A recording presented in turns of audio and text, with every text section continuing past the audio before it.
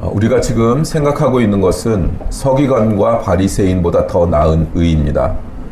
두 가지를 예로 든다고 했는데 살인하지 말라, 다음에 간음하지 말라, 두 가지를 가지고 와서 설명을 하고 있습니다. 이 의가 계속해서 살펴보고 있는 것 같이 살인을 안 하는 정도가 아니라 미워하는 마음이 없는 것이요, 그것이 이웃을 사랑하는 자리에까지 가야 되는 것임을 확인하고 있습니다. 오늘도 마찬가지 이 문맥 가운데 있는 것입니다. 간음치 말라 하는 이 부분은 이웃을 욕심의 대상, 자신의 성공을 위한 이용물, 대체제, 그렇게 이해의 대상으로밖에 생각지 않는 것을, 그런 식의 이해의 대상으로밖에 생각지 않는 것을 예수님께서 꾸짖는 장면이고, 그런 차원에서 우리가 어떻게 가장 가까운 사이인 남편과 아내, 부부 사이도 이런 잘못된 죄로 말미암는 관계에 들어갈 수 있는가 하는 지적을 받는 그런 장면입니다. 의심의 여지 없이 정당한 부부의 관계, 이웃 앞에서의 우리의 책임들은 하나님 사랑하는 것에서부터 직결되는 이웃 사랑에 연결되어 있어야 하듯이 이 부부 사이도 내 이웃을 내 몸과 같이 사랑하라는 이 말씀, 이 기준으로 부부 사이가 있어야 한다. 그 기준에 합격되어야 한다라는 것을 가르치고 있는 말씀입니다. 이 문제를 풀기 위해서 31절 이하에 있는 이혼 문제이죠. 죄인된 성품으로 사람들이 가장 가깝고 분리할 수 없는 사이마저도 분리시키고 왜곡시켰는가, 사람들이 어떻게 그랬는가 하는 것을 살펴보려고 합니다. 31절, 32절 또 일렀을 때 누구든지 아내를 버리려거든 이혼 증서를 줄 것이라 하였으나 나는 너희에게 이르노니 누구든지 음행한 이유 없이 아내를 버리면 이는 그로 간음하게 하며 또 누구든지 버림받은 여자에게 장가드는 자도 간음함이니라 라고 예수님께서 이혼을 금하고 계시는 것을 우리가 봅니다. 이 이혼 증서를 줘라 하는 문제는 무엇을 근거로 하여 등장했느냐? 신명기 24장을 근거로 한 것입니다. 신명기 24장 1절에서 4절까지 말씀입니다. 사람이 아내를 맞이하여 데려온 후에 그에게 수치되는 일이 있음을 발견하고 그를 기뻐하지 아니하면 이혼 증서를 써서 그의 손에 주고 그를 자기 집에서 내보낼 것이요, 그 여자는 그의 집에서 나가서 다른 사람의 아내가 되려니와 그의 둘째 남편도 그를 미워하여 이혼 증서를 써서 그의 손에 주고 그를 자기 집에서 내보냈거나 또는 그를 아내로 맞이한 둘째 남편이 죽었다 하자 그 여자는 이미 몸을 더럽혔은즉 그를 내보낸 전 남편이 그를 다시 아내로 맞이하지 말지니 이 일은 여호와 앞에 가증한 것이라. 너는 내 하나님 여호와께서 내게 기업으로 주시는 땅을 범죄하게 하지 말지니라. 말씀이 좀 이해하기 어려운 것들이 좀 있죠. 이 말씀을 근거로 해서 유대인들은 이혼 증서를 주면 아내를 내보낼 수 있다 이렇게 생각을 했습니다. 그러니까 이혼이 굉장히 빈번했다는 얘기예요. 그런데 이 신명기 24장의 말씀의 초점과 본질은 실은 모세가 하나님께 받은 말씀의 내용은 이혼을 어렵게 하는 데 있는 겁니다. 경솔한 이혼을 금지시키려는 거죠. 지금 현대사회야 많이 바뀌긴 했습니다만 고대사회 속에서는 여성의 지위가 굉장히 낮았습니다. 남자들의 지위가 높고 여자들은 법적인 증인 능력, 증거 능력도 없는 어린아이와 여자들은 그러니까 여자들은 잘못된 권위와 힘에 많이 눌렸죠. 일부 다처제가 공공연히 허용되던 시절이고 그래서 여러 가지의 불이익을 감수할 수밖에 없었습니다. 지금은 어떤 부분은 거꾸로 되어 있기도 하니까. 그래서 이런 상황과 분위기 속에서 모세가 이 법을 제정하도록 하나님이 시키신 거죠. 이혼을 하려거든 이혼 증서를 써줘야 된다. 증서라는 건 법률적인 힘이 있는 거죠. 그러니까 타당한 이유가 없이는 이혼을 할 수가 없도록 만든 거예요. 합당한 이혼 사유가 있고 법률적인 증서가 쓰여져야 되는 과정, 그걸 하나 브레이크를 하나 더, 사이드 브레이크를 하나 더 채워 놓은 거죠. 그런 의미에서 여자를 보호하려고 하고 있었던 거죠. 그런데 거꾸로 유대인들은 이 말씀을 근거로 해서 이혼할 수 있는 방법으로 삼았던 것이니까 우리가 하나님의 말씀을 적용하는데 자기가 편한 대로 적용하기 시작하면 한도 끝도 없이 자기 욕망을 채우려는 쪽으로, 자기한테 유리한 쪽으로 말씀을 해석하기 얼마나 쉬운지 보여주고 있는 것이죠. 거기다가 여기에 초점은, 지금 이 신명기 말씀의 초점은 이혼을 어렵게 하려는 것이 첫 번째고, 그 밑에 쪽에 4절쯤에 나와 있듯이 첫 결혼이 가지고 있는 신성함, 그 존귀함에 초점이 맞춰져 있습니다.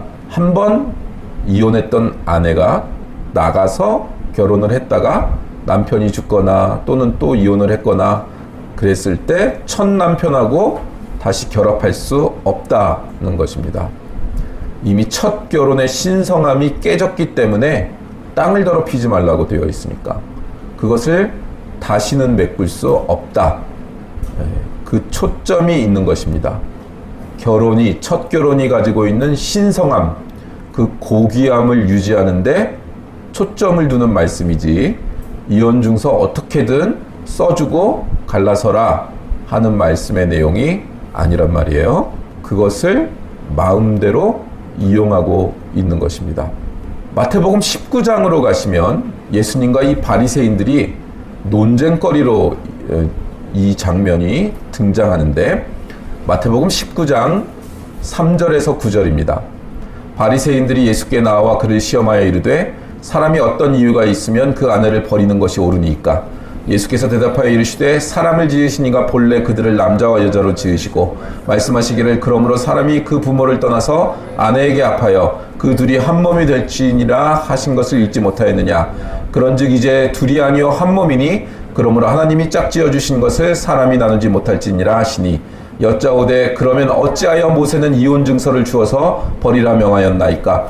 예수께서 이르시되 모세가 너희 마음의 완악함 때문에 아내 버림을 허락하였거니와 본래는 그렇지 아니하니라. 내가 너희에게 말하노니 누구든지 음행한 이유 외에 아내를 버리고 다른 데 장가드는 자는 간음함이니라. 첫 혼인이 가지는 신적 기원을 신성한 것으로 예수님이 해석을 해주고 계신 것입니다. 너무 만연하니까 그냥 사회 풍토고 이 조문을 제대로 지키지 못하기 때문에 이혼 증서라는 사이드 브레이크를 채워준 거지, 이걸 이용해서 아주 그냥 떳떳하고 합법적으로 이혼해라 그렇게 말씀해 주신 게 아니다. 하나님께서 주신 말씀이, 그 말씀의 본질을 너희가 왜곡하고 있다. 너희의 마음의 완악함 때문에 이혼할 수 없다 이렇게 율법의 법조문을 주면 아예 지키지를 못하는 거예요. 그냥 마음대로 이혼을 하는 거예요. 그러니까 브레이크 하나 더 하려거든 또 생각하고, 이 이혼 증서를 쓰는 동안 그 합당한 이유가 정말 합당한지에 대해서 또 생각하고 또 생각해라. 이혼 숙려 기간이라는 게 있죠. 지금도 마음만 이혼하는 게 아니라 방법으로서도 하기 어렵게 만들어 놓은 거예요. 여러 가지 장애물들을 만들어 놓으시는 거죠. 예수님의 말씀을 종합하면 이것이 이혼을 합법화하는 것도 아니고 허락하는 것도 아니다. 이게 이제 마가복음 10장에 가면 이 부분을 마가복음에 다른 토를 하나 더 달아놓은 게 있어요. 마가복음 10장 2절에서 9절입니다. 바리새인들이 예수께 나와 그를 시험하여 묻되 사람이 아내를 버리는 것이 옳으니까? 대답하여 이르시되 모세가 어떻게 명하였느냐? 이르되 모세는 이혼 증서를 써주어 버리기를 허락하였나이다. 예수께서 그들에게 이르시되 너희 마음이 완악함으로 말미암아 이 명령을 기록하였거니와 창조 때로부터 사람을 남자와 여자로 지으셨으니 이러므로 사람이 그 부모를 떠나서 그 둘이 한 몸이 될지니라. 이러한즉 이제 둘이 아니여 한 몸이니 그러므로 하나님이 짝지어 주신 것을 사람이 나누지 못할지니라 하시더라. 여기까지 갔죠? 근데 뒤에 뭐가 붙어 있어요? 10절에서 12절 시작. 집에서 제자들이 다시 이 일을 물으니 이르시되 누구든지 그 아내를 버리고 다른 데 장가드는 자는 본처에게 간음을 행하며 또 아내가 남편을 버리고 다른 데로 시집가면 간음을 행함이니라. 뭐가 하나 더 붙어 있죠? 아내가 남편을 버리고가 붙어 있죠. 그러니까 남편만 아내를 버릴 수 있는 게 아니라 아내도 남편을 버릴 수 있는 거예요. 뭐 지금이야 되게 자연스럽고 요즘 현대사회에선 이게 너무 흔한 일이 되어 버렸지만 이 시대에 여자도 남편을 버릴 수 있다 하는 것을 얘기를 특별히 하신단 말이에요. 말씀을 통해 남자와 여자가 동등한 지위와 권리가 있다는 거예요. 예수님께서 선언하시고 이혼을 허락하지 않는다는 것을 남자와 여자가 분명히 책임이 함께 있다. 분명하고 단호하게 못을 박습니다. 혼인이라는 것이 최고의 위험의 자리에 있다. 남녀 모두에게 동등한 지위와 책임을 요구하신다. 이것이 이 이혼 문제에 관한 예수님과 성경의 일치된 주장입니다. 그럼 이 문제를 가지고 마태는 예수님이 우리에게 뭘 가르치시고 있느냐라고 정리를 하고 있는 건가?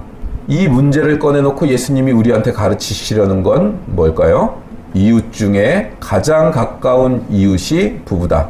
내 살 중에 살이요 뼈 중에 뼈다. 그런데 아내와 남편 사이도 이해관계로 보지 않느냐 이거죠. 하나님을 사랑한다면 이웃을 사랑해야 되고 그 이웃을 사랑한다의 첫 번째 책임 있는 대상이 누구냐?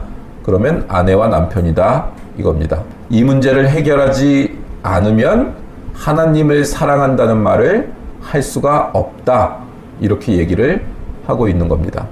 말라기에도 똑같은 얘기가 나와요. 이 말씀이 나와요. 마태복음 바로 앞이 말라기죠. 말라기 2장 13절에서 16절 마태복음 바로 앞에 구약의 맨 마지막 너희가 이런 일도 행하나니 곧 눈물과 울음과 탄식으로 여호와의 제단을 가리게 하는도다. 그러므로 여호와께서 다시는 너희의 봉헌물을 돌아보지도 아니하시며 그것을 너희 손에서 기꺼이 받지도 아니하시거늘 너희는 이르기를 어찌 됨이니까 하는도다. 이는 너와 내가 어려서 맞이한 아내 사이에 여호와께서 증인이 되시기 때문이라. 그는 내 짝이요 너의 서약한 아내로되 내가 그에게 거짓을 행하였도다. 그에게는 영이 충만하였으나 오직 하나를 만들지 아니하였느냐? 어찌하여 하나만 만드셨느냐? 이는 경건한 자손을 얻고자 하심이라. 그러므로 내 심령을 삼가지켜 어려서 맞이한 아내에게 거짓을 행하지 말지니라. 이스라엘의 하나님 여호와가 이르노니 나는 이혼하는 것과 옷으로 학대를 가리는 자를 미워하노라. 만군의 여호와의 말이니라. 그러므로 너희 심령을 삼가지켜 거짓을 행하지 말지니라.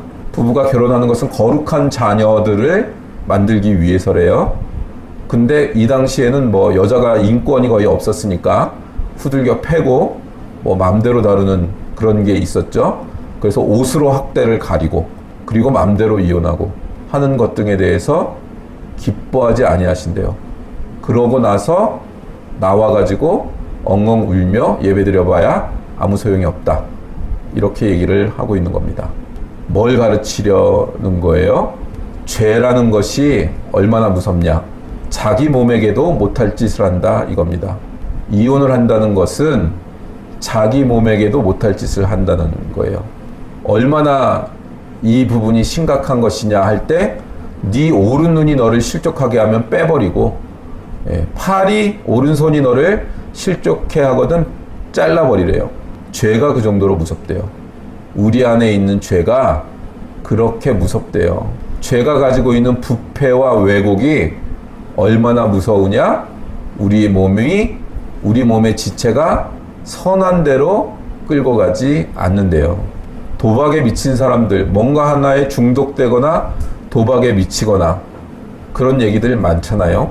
도박을 안 하기로 작정하고 근데도 도박을 하고 있어. 그러니까 오른팔을 잘랐어. 그랬더니 자기가 왼손으로 하고 있대. 그래서 왼손도 잘랐어. 오른손이 없는데 어떻게 왼손을 잘랐는지 모르지만 하여간 왼손을 잘랐어. 그랬더니 어떻게 해요? 발로 하거나 팔꿈치로 하거나. 중독성이라는 게 뭐에 한번 빠져버리면 얼마나 무서운지 마음을 다잡고 안 하기로 해도 한 번 빠지면 헤어나오지 못하는 거죠. 이거 헤어나오는 거 정말 쉽지가 않습니다. 술도 마찬가지죠. 술 끊는 게 얼마나 어려워요? 회사에서 집까지 오는데 술집이 한 20-30군데가 있어. 이 사람이 술을 끊기로 작정하고 회사에서 집까지 그 20-30군데의 술집을 막 그냥 호프집, 소주집, 포장마차 뭐 다 참고 집까지 왔어. 너무 기쁜 거지. 술을 드디어 안 마셨다. 참새가 방앗간을 그냥 지나쳤다. 얼마나 기쁘냐 그러고 집에서 축하주 마시는 거죠. 너무 기쁘다 그러고 축하주 마시는 거죠. 그게 우리잖아요. 또 돌아가고 또 돌아가고 또 돌아가고. 죄가 우리를 그렇게 만들고 우리의 죄성이 우리를 그렇게 만듭니다. 죄가 우리를 이 몸을 파멸의 자리로 끌고 간다고요.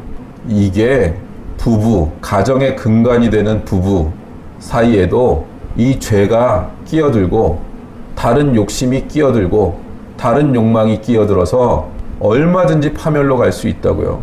그건 살아보면 알죠. 금방 알죠. 얼마나 많은 것들이 이 사이에 끼어드는지. 그 죄가 무서운 줄 우리는 알아야 됩니다. 눈에 죄가 들어오면 그 눈을 뽑아버리래잖아요. 손에 죄가 오면 손 하나가 몸을 파멸로 이끌고 가니까 빨리 잘라내래잖아요. 부부 사이에 죄를 짓도록 만드는 것들, 끌려가게 하는 것들, 부부 사이를 온전치 못하게 하는 것들, 그것이 없으면 파멸로 가는 겁니다. 그렇게 가능하도록 하는 모든 것들은 잘라내버려야 되는 겁니다. 그러니 어려운 거죠. 이게 마음에 들어와 있잖아요. 마음에 들어와서 이간질을 하고 파멸로 이끌고 있잖아요.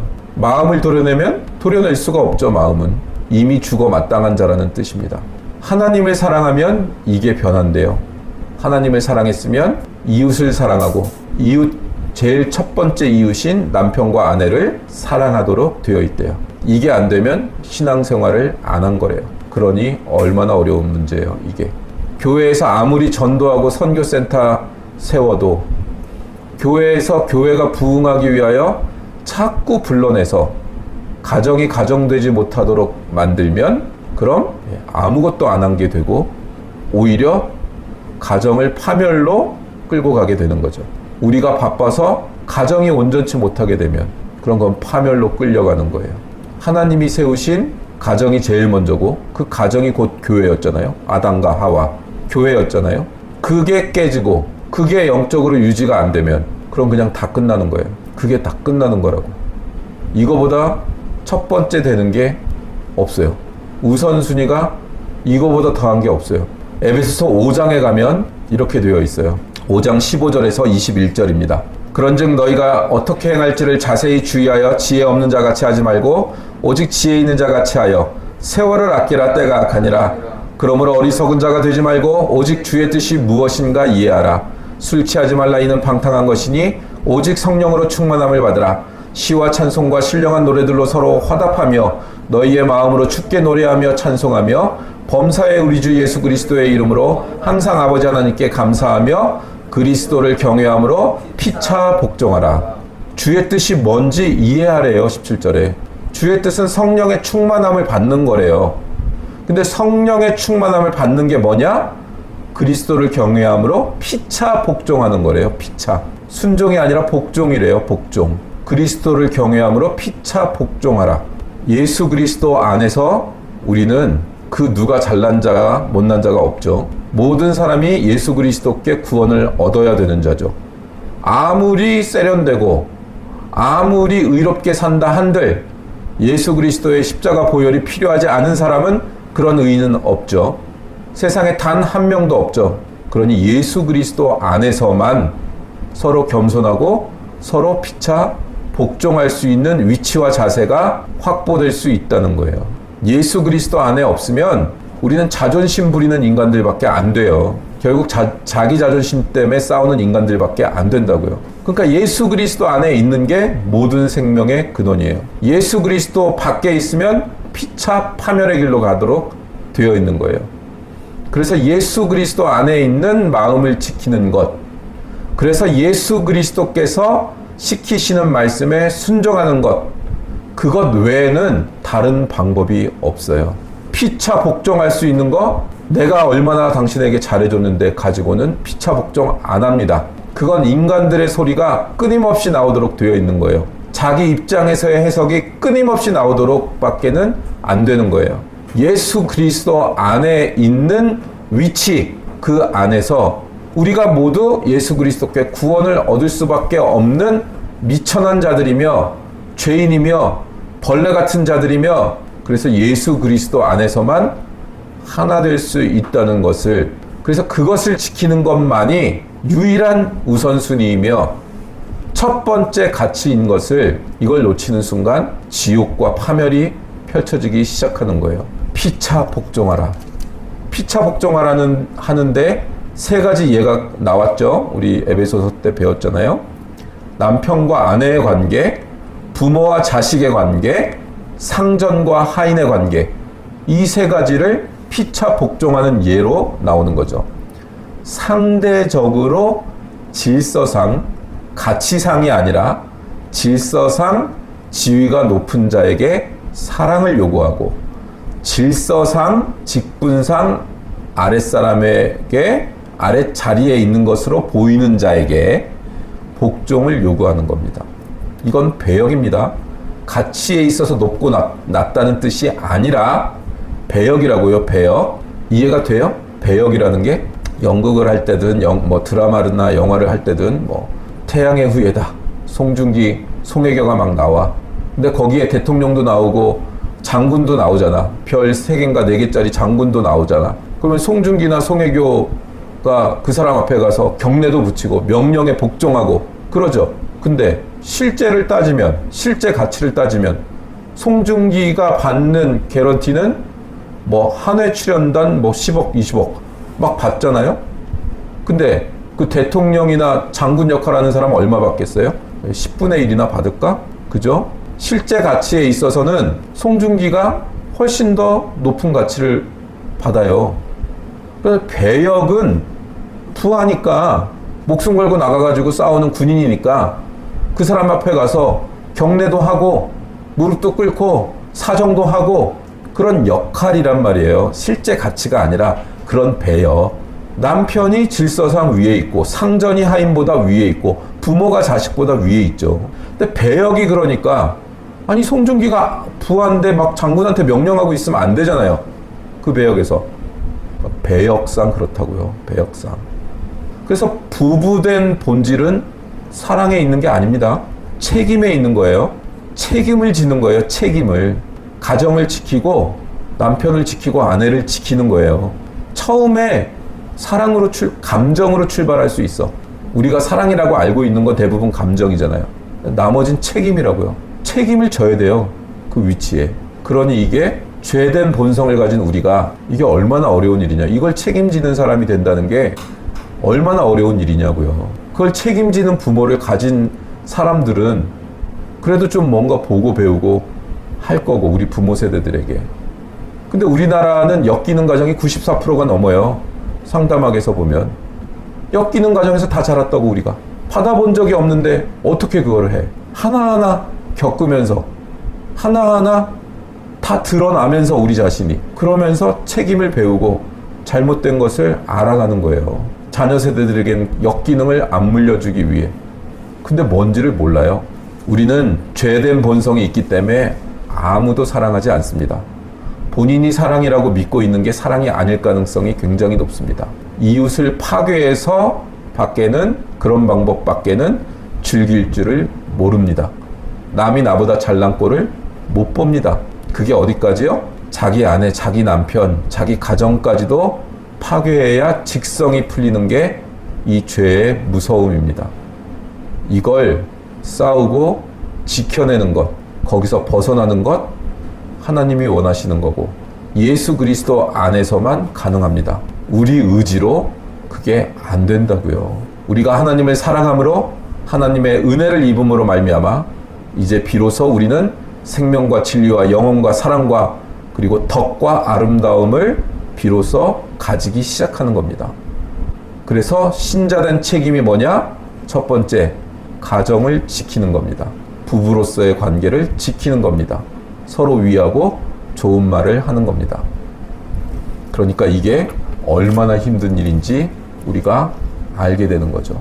교회의 첫 번째 목적도, 우리는 가정교회니까 그렇지만 교회라는 조직과 시스템이 형성되고도 첫 번째 목적은 각 가정을 가정되게, 가정을 교회되게 만드는데 첫 번째 목적이 있습니다. 그것이 하나님이 원하시는 거라고요.